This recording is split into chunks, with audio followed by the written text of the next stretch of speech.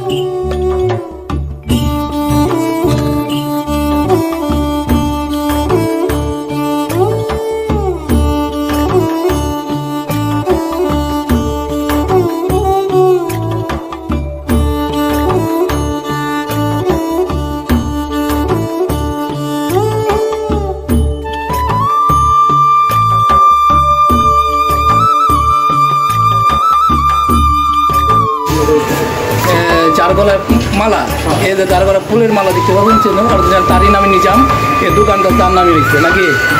আর এর সাথে যে এটা কি ছোট উনি বর্তমানে ব্যবসা পরিচালনা করেন, উনি মেন পরিচালনা করতেছে, এখন বর্তমানে সে আছে।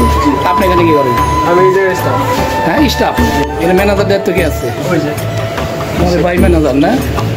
ভাই ভাইয়ের নাম কি? আমার নাম তো হয়ে গেল, আমার নিতে হয়ে গেছে আনোয়ার।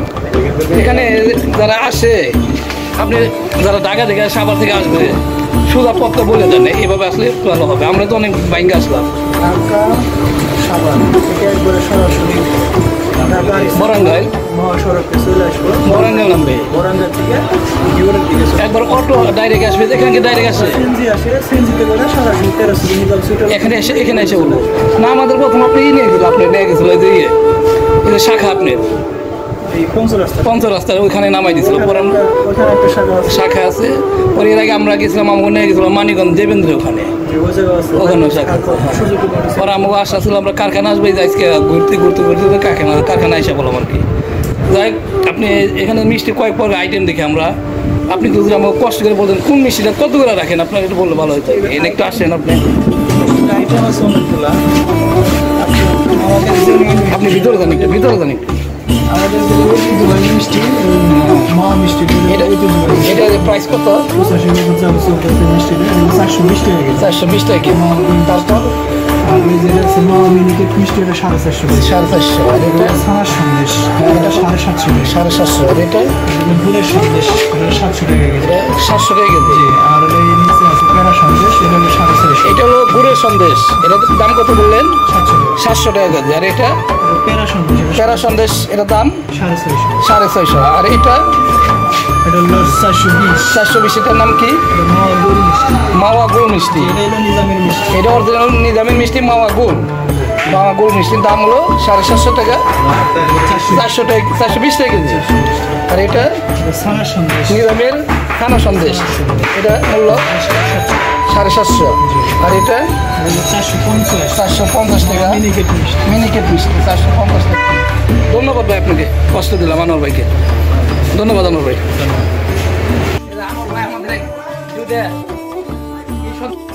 আনোয়ার ভাই আসার সময় আমাদেরকে 2টা সন্দেশ উপহার দেয়। ধন্যবাদ আনোয়ার ভাই।